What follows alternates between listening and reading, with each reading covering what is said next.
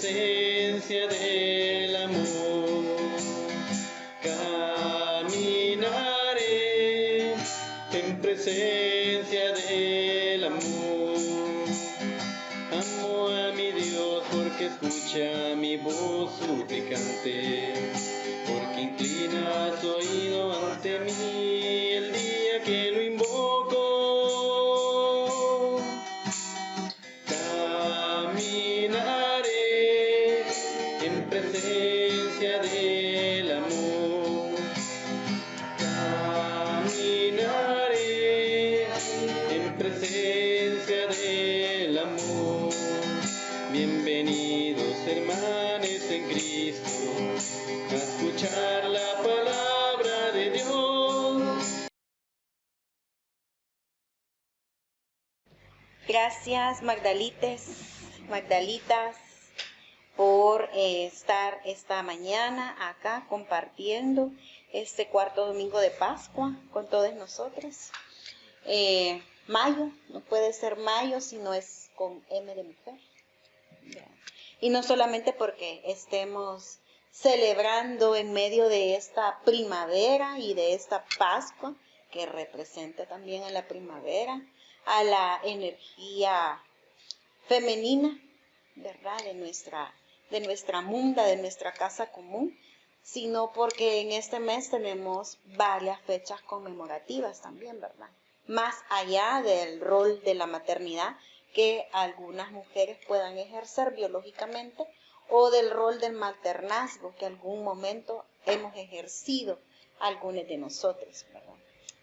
Y bueno, creo que esta semana ha sido muy movida religiosa y espiritualmente, ¿verdad?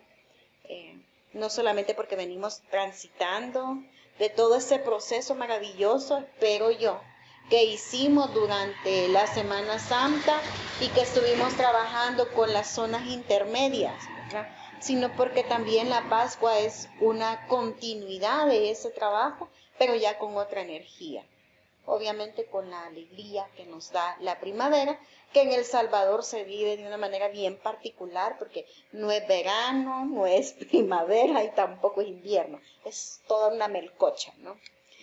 Entonces, desde ese lugar y con ese preámbulo, sé que este fin de semana la mayoría de los países alrededor de la mundo están celebrando las maternidades, así en plural, ¿verdad? Pero yo quiero celebrar a esa energía del maternazgo impuesto a muchas mujeres que no optan por la maternidad, sino que vieron en el camino del servicio religioso una posibilidad de acceso a la educación, de acceso a poder crear su propia filosofía, a poder tomar sus propias decisiones. Y celebro desde ese lugar el hecho de que tanto monjas como teólogas de la tradición católica, apostólica y romana se hayan ido a parar enfrente de la Capilla Sixtina y en un acto simbólico, visibilizando la exclusión de las que ellas han sido parte en este cónclave, se hayan resistido y se hayan pronunciado. Ciertamente la elección de León XIV viene a ser también un momento muy importante de visibilización para la lucha trans, ¿verdad?, de nuestra comunidad. Me encantó que rápidamente pudiéramos observar en las redes sociales que sí fue tan fácil para la gente, casi que insofacto, ¿verdad? Al nomás lo anunciaron, todo el mundo empezó a corear, ¿verdad?, alrededor de la Capilla Sixtina, León XIV, pero qué difícil es que la ciudadanía acepte los nombres elegidos por las personas que están transicionando en su identidad sexual y en su identidad de género. Así es que celebro eso. También celebro el hecho de que esta persona que está en una posición de poder haya dicho algo tan emblemático como, disculpen que me salgo del protocolo, y lo dijo en español, e inmediatamente empezó a hacer su saludo en español por su vínculo con Mesoamérica. Entonces esto para mí son signos de los tiempos, desde estas gafas de la visión queer feminista, ¿no? porque la teología queer feminista no se limita solo a reclamar el espacio de la inclusión, sino que también tiene que convertirse en un motor desestabilizador, ¿no?, que va más allá de las categorías fijas de género, de poder e incluso de esa visión tradicional que tenemos de la divinidad. Yo le comentaba a alguien esta mañana que me retiraba del espacio donde estaba compartiendo con las madres de mi familia y otros familiares porque tenía servicio religioso. Y entonces al preguntarme que dónde yo me congregaba y empezar a explicarle que éramos nosotras, la persona empezó a caer catatónica. Se le metió, dije yo así. Se le metió el diablo, ¿verdad? Y entonces me citó, ¿verdad?, un pasaje donde habla de que nosotros hemos elegido al mundo por sobre la divinidad. Y le dije, al contrario, hemos elegido seguir a Cristo. Y Cristo muchas veces dejó de seguir al Dios del pueblo judío para seguir al Dios del amor. Y nosotros hemos optado por ese amor de Dios. Entonces, el creer fehacientemente que esta teología que nosotros hacemos aquí en Magdala es una teología que rescata la perspectiva crítica y liberadora, donde al centro están nuestras corporalidades diversas, para continuar también, ¿verdad?, con el discurso de la vez anterior, también nos coloca en la revisión profunda de estas espiritualidades que son propias de nosotros y que son colocadas en la marginalidad. No podemos seguirlas teniendo ahí, como tampoco podemos seguir haciendo el ojo a un lado de todas estas reclamaciones que las personas diversas que están dentro de los espacios eclesiales están haciendo para tener acceso a la toma de las decisiones. ¿Y por qué será importante que estemos ahí donde se toman las decisiones? Porque miren, estamos ante un panorama que no es desconocido para ninguno de nosotros, ¿no? Donde está en juego nuestra dignidad humana, que esa fue una de las cosas más maravillosas que vamos a ver en el ejercicio de la reclamación que Jesús hace muchas veces desde la pasividad, ¿verdad?, desde optar por la paz, pero otras veces desde una reclamación bastante violenta, ¿verdad?, porque todo mundo tiene un vaso que le colme, ¿no? Y van a ver ese tipo de momentos. Creo que esta postura, ¿no?, donde estas mujeres hacen esta reclamación, fue un hecho muy importante que no deberíamos de dejar pasar de lado, porque imagínense qué tremendo. O sea, estuve participando en los sínodos de la Women Council, ¿verdad?, que es este grupo de mujeres que estuvo enfrente de la Capilla Sixtina hace 1 año y medio atrás. O sea, hemos tenido alrededor de 18 sesiones, yo estuve participando quizás como en 6, en la reclamación de la visibilización del sacerdocio de las mujeres, y solamente una diócesis en Alemania reconoció el sacerdocio de las mujeres.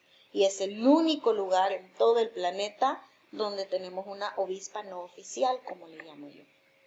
Pero esa obispa, ordenada por un sacerdote católico, apostólico y romano, no fue invitada. Y por eso fue la reclamación. Porque, o sea, la reconoció una parte de la iglesia, pero donde se toman las decisiones no la reconocieron jamás, ¿verdad? Y ya sabemos, ¿verdad?, que incluso, miren, esta es una cosa bien interesante porque ahí es donde, como dice Moisés, ¿cómo se llama esta cosa del blue, qué? El blue algo, ¿verdad? Pero, o sea, esta película del cónclave, si no la han visto, la tienen que ver, creo que ya la subieron al YouTube, porque, o sea, ha sido una locura completa por un montón de coincidencias. Y una de las coincidencias es que, y yo se lo decía a alguien, los medios de comunicación y el mismo Vaticano se encargó de colocarnos un montón de figuras papables, ¿verdad?, y las estuvieron promoviendo un montón a estas figuras papables, pero la sorpresa fue que ninguna de las figuras que estuvieron promocionando por 15 días fue la figura elegida. Y algo similar es lo que sucede en el cónclave. Vamos a encontrarnos en esta película que hay dos figuras que tienen mucho señalamiento y mucho cuestionamiento y que figuran dentro de los papables. Lo mismo pasó acá, ¿no? Pero tienen que ver la película para entender el papel de las mujeres allí y lo bien jugado que está y la reclamación silenciosa que ellas hacen como parte del ejercicio de un poder que está tácito, pero que no quieren que esté tácito, que está invisible, pero que necesitan que esté visible. Y la forma en cómo la persona a cargo del cónclave les recupera de ese lugar en la sombra donde ellas están para darles la dignidad.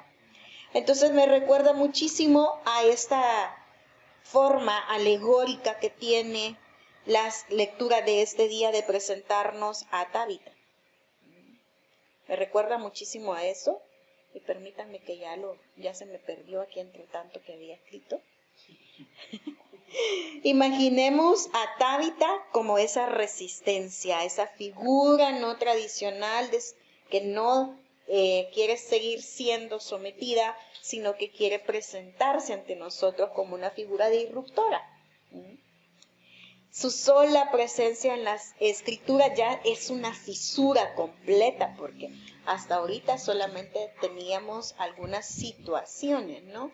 Donde las mujeres muy poco habían participado de estos hechos psicomágicos que Jesús nos va a presentar, ¿no?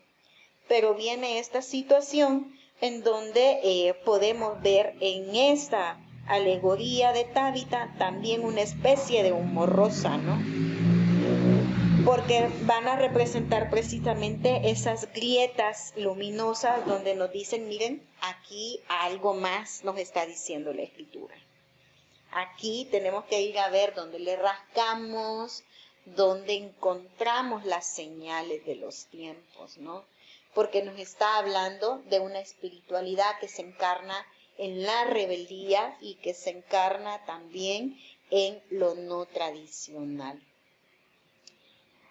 Y miren, me gusta esta parte donde seguimos diciendo que la divinidad nos llama por nuestro nombre, ¿verdad? Y creo que lo hemos dicho también varias veces en este capítulo reivindicativo de María Magdalena, que no es el que nos han hecho creer desde la tradición, ¿verdad? Que Jesús escribió su nombre y escribió los pecados de ella, ¿verdad? Y le dijo que estaba limpia de pecado, ¿verdad? No esa, sino más bien ese momento culmen, donde ellas están a la entrada del sepulcro y el ángel de la divinidad la llama por su nombre. O sea, ese es un momento que entra en este tema de la encarnación subversiva. Y para mí eso es el detalle más importante, el ser nombrados por nuestro nombre. Y me recordaba muchísimo de eso también porque una de las cosas que yo reclamo mucho con mis estudiantes es que no escriban bien su nombre. El tema de reconocernos por nuestro nombre también tiene que leerse desde esta clave, ¿no? De una encarnación subversiva y rebelde. ¿Qué voces no estamos queriendo escuchar en nuestra propia iglesia? ¿Qué voces no estamos queriendo escuchar fuera de nuestra iglesia? ¿A qué cuerpos les estamos negando el derecho de reconocimiento de un espacio, de su propia corporalidad y de verse a sí mismos como parte de la divinidad?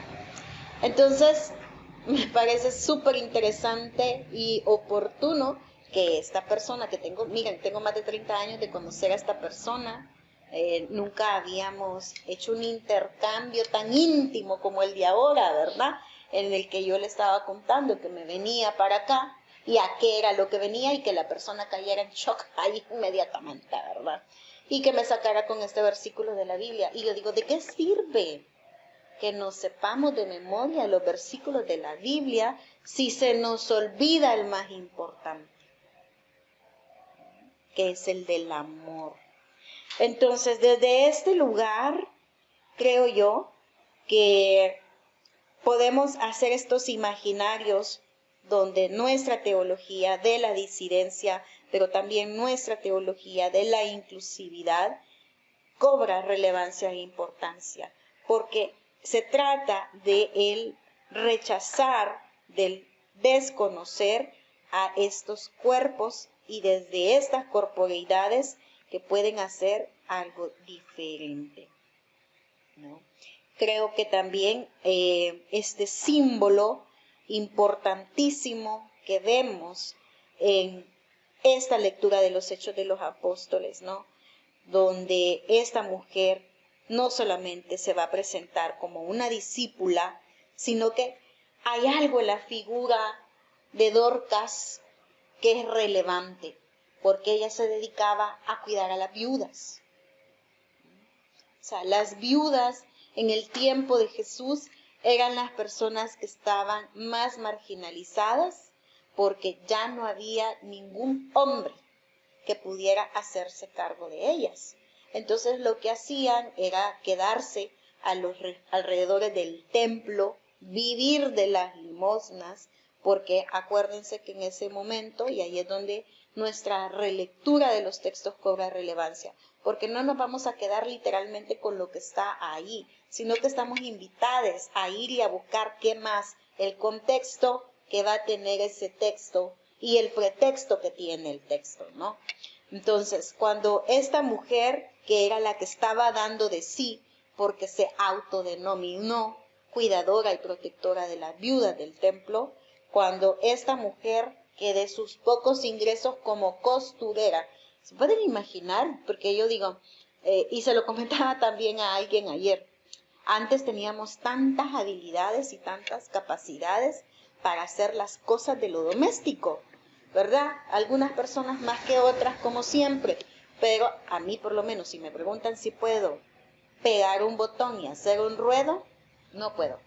Siempre salgo a socorrerme con mi mamá, ¿verdad? Si le preguntan, por ejemplo, a la generación de mi hijo, si pueden reparar un switch, ¿verdad? Un toma corriente, si saben cómo poner el cable positivo, el negativo, no lo van a saber. Entonces, mientras la sociedad va evolucionando, también va involucionando al mismo tiempo. Entonces yo digo, en el tiempo de Jesús, ¿qué necesidad había de una costurera? Pero existía, es esta mujer, es Dorcas.